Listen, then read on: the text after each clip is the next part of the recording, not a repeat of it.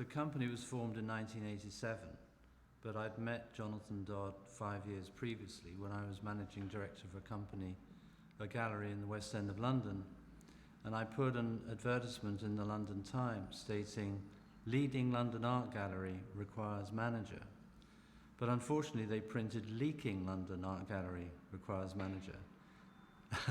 Nevertheless, we got 65 replies, and Jonathan stood out, not least because he'd worked in a gallery with a leak and he was offering expert help on moving buckets to get catch the puddles. So after 5 years working for that gallery, we set up on our own in '87 and started working at my house on the west side of London. And 2 years later we moved to Bond Street and then Cork Street, and now we're at our gallery in Albemarle Street. From the beginning we took a very open approach.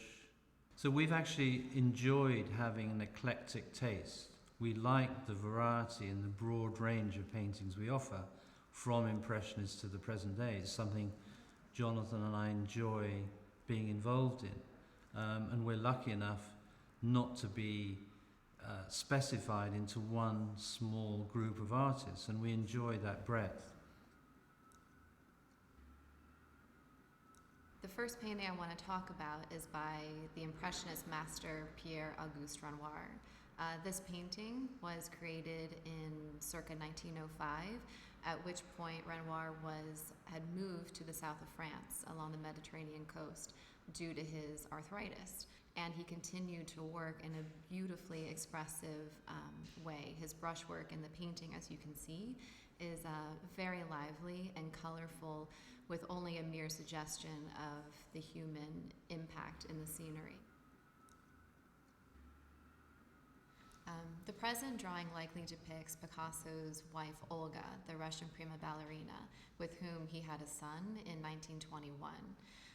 This was a time of relative happiness and peace for the artist, who was still reeling from the aftermath of the First World War, when he sought calm and a return to order in neoclassicism. He felt that the works of previous masters and of the Egyptians and of the ancient Greeks were not necessarily works in the past. They were as relevant in the present and the future as well, and that's something that he sought to do with his works and throughout his career.